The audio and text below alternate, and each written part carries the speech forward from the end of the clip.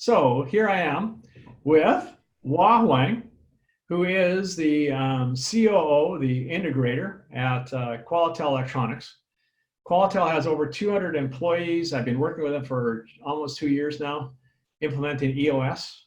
And Qualitel makes electronic solutions, electronic panels and stuff for the military, in aviation.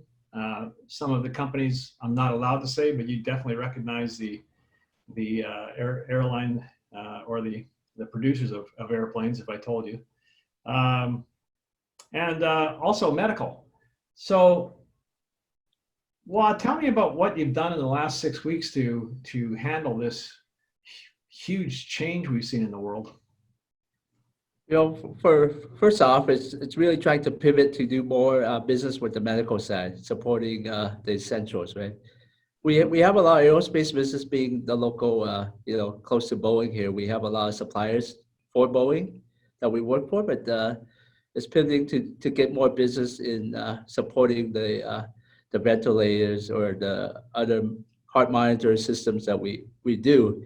So we're focused on that, but the stress side is pretty much just trying to trust our team, right? We have a great team here, and I think having that foundation and understanding of the teams, they're able to take care of any of the safety side, the crisis, the management, and then everyone else to maintain their business, to focus on the objectives or the rocks that we do here. So we're still moving along. We're cranking through. We haven't had to lay off anyone, so that's a good sign. That's amazing. We had our quarterly the other day, our EOS quarterly, with you and your two brothers run the company, and then you have one really great management team. And I was just amazed at the fact that you're actually going to look at hiring people. And I was also really amazed at how the team has come together in this tough time and really kept the company going in a great direction. How have you, there's only one thing that causes stress, and that's uncertainty. We've had an unprecedented amount of uncertainty. How that causes stress. How have you handled the stress in the last 6 weeks? Just being positive. I know there's going to be, ups and downs. This is a really downer, but I can't spend the energy on that, right? You got to spend the energy on trying to create and build more future for everyone. It's trying to figure out what we can do to be better once this crisis is over. So, yeah, during that EOS meeting, I don't think we ever talked about this COVID at all. We just basically talk about what we're going to do, what we're doing Q2, Q3, develop more business. We have opportunities, and we had a new sales development manager join us as well. So that's going to be a plus for us. So it's great. And it was interesting at the end of the day, some of the comments from the leadership team were, boy, we didn't think we'd be able to spend a whole day, doing a remote meeting. And yet the day went fast and we got so much done. How do you feel about that? Yeah, I was pleasantly surprised, actually. I spent day meetings on other topics, but for the EOS, I think we went through that.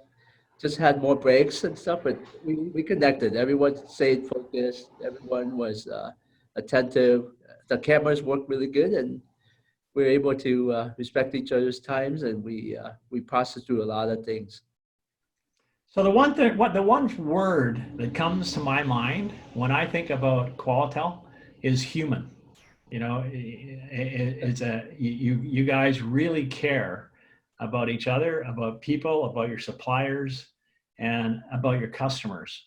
And it's what I see is what I get. I just find you to be a real team in terms of being real. So what's your advice? If you had to pick one thing to advise other business owners that are struggling right now, what would that be? Right now you hit it as cares, right? It's being empathetic, and there's a lot of things going on before this crisis, and now it's a time when you can't be just managing the team. It's more of like understanding the team, where they're at, and try to see if we can support that. I think it's caring, and if we care now, we'll get that return they'll outperform our expectation. I think we got a great team already, so you don't have to worry about the micromanagement or anything. The team is great. It's just now it's trying to understand we're all in the same storm, right? As they say, like, we're in that storm. It's different families that we don't understand. So I think it's good that I try to stay connected closely on a daily basis with the team and seeing what they need help with and what we could do better to support the current situation for them. Cool. So let me ask you a question about safety, because you have employees that are very concerned. The media is at them every day talking about how dangerous COVID is, and coming to work and working at home and that type of thing. How have you addressed that? Yes, safety. We're in the manufacturing world, right? So 80% of our employees have to come to work. So, just communicating and implementing the safety protocols and CDC, you think that's one thing, but that was not enough. Right? What we learned was that we didn't listen to employees. After doing that, we went through and listened to and talked to each employee, not just managers, but the employees. And they actually came up with a lot of stuff because we weren't addressing their concern. We're just addressing what CDC and stuff concerned about. So they brought up, we tell them we clean everything, but they say we don't see anyone cleaning. So one of the things we adapted was, we ensured that everyone that was cleaning was wearing more of like the red vest or the orange vest so that it's more visible, right? So not seeing, they think it's not done. So now that added extra assurance. The mask thing implementation, I think we just required everyone to wear masks, right? But we didn't listen to them. They say that it's not comfortable. We're not in the health industry, so we're not trained to wear masks all the time, right? So now we're asking everyone to wear masks. So we didn't listen. Goes, okay, how do we adapt this mask protocol? And some people say it's too hot. How do we wear? We required to wear 8 hours a day. We also looked at mobile shields. Here's another mobile shield we got to us, and this serves the purpose. So basically, you can wear it, and it helps you breathe, but you can keep the germ to yourself. So our initiative is what we say is being respectful and keep the germs to yourself. So you can wear different types of masks, but all we require is covering your mouth, right? With all these options that we give for them. Wow, that's great. That was perfect. Yeah.